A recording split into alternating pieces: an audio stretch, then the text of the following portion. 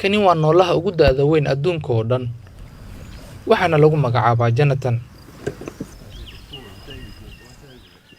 Diidiinkan oo ku nool jasiiradda fog ee St. Helena ee bartamaha qaaradda Ameerika ayaa lagu daray diiwaanka Guinness World Record iyadoo loo aqoonsaday inuu yahay noolaha adduunka oo dhan ugu weyn ee dhulka ku sugan. Hadda da'diisu waa 190 sano jir, waxaana uu dhashay sanadkii 1832. da'diisu aad u badan darteed Jonathan wax ma arko waxna ma uriyo, balse waxa gacanta ku haya waaxda caafimaadka iyada oo cunooyin daaweysan gacmaha lagu siiyo si kor loogu qaado fitamiinada, macdanta iyo walxaha raadraaca oo uu ka helayo cunooyinka la siinayo.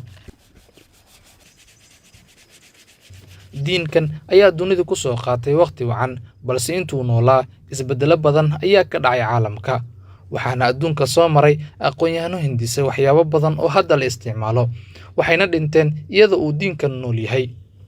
dhacdooyinka muhiimka ah ee dunida ka dhacay intii uu noolaa diinkan waxaa ka mid ah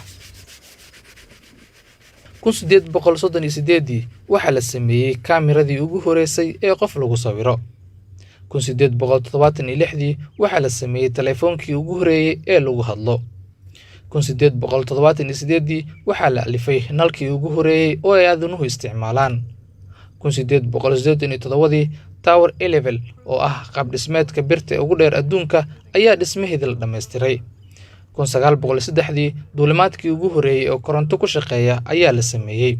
1969 Neil Armstrong iyo Buzz Aldrin oo ka soo jeeday USA ayaa u sahantagay dayaxa.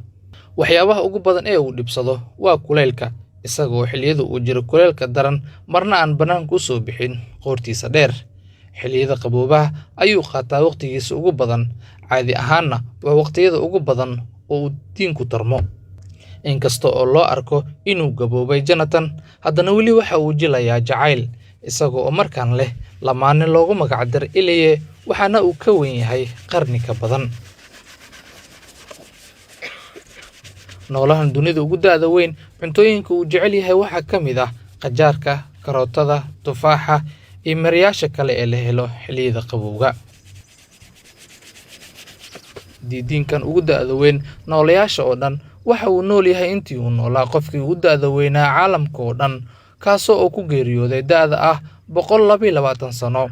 waana Jenna Kelemet oo u dhalatay dalka Faransiiska, waxaana ay dhalatay 1875 iyadoo oo geeriyootay 1997. Awis Maxamuud Jilco 5TV Muqdisho.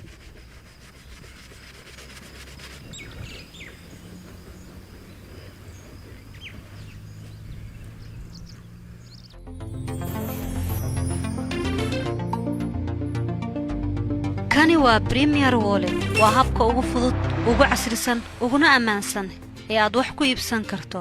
Premier Wallet, fududeeyaha nolosha.